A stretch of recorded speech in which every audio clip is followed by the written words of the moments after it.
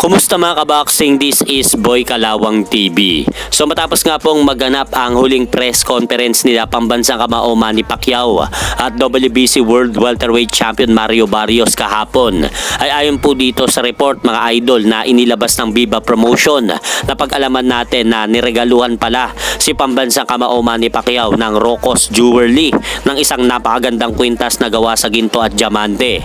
At bukod dyan mga idol, sa regalong natanggap ni Manny Pacquiao galing sa Rocos Jewelry, makikita natin ang mga titulo na nakapalamuti dito sa kwintas na ibinigay sa kanya ng Rocos Jewelry. Kabilang dyan ang WBA belt, IBF at IBO at WBO sa kwintas na iniregalo kay pambansa kamao Manny Pacquiao. Kaya napakaswerte nga po mga idol ni Manny Pacquiao dahil bukod sa binigyan ito ng mamahaling alahas, ay napag-alaman pala natin na nagkakahalaga ito ng $100,000 o sa pera natin mga idol, kulang-kulang po yan, na estimate po natin na mahigit 5 milyon. So napakalaking halaga po niyan mga idol na iniregalo kay pambansa kamao Manny Pacquiao. At speaking Manny Pacquiao mga idol, natanong nga po ito kung sino ang 4 na pinakamagagaling na boksingero ngayong era para sa kanya.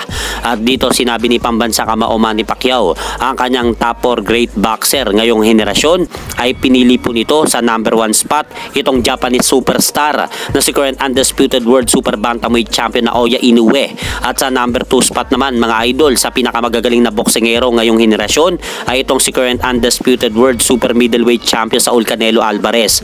At inilagay naman po mga idol ni pambansa kamao Manny Pacquiao sa number 3 spot itong si former 2-weight undisputed world champion Terence Bud Crawford. At sa ika-4 naman mga idol ay itong si Alexander Usyk. Right now, top 4 in boxing. Inoue, Who else? Canelo, Crawford, One more. Usyk. There you go.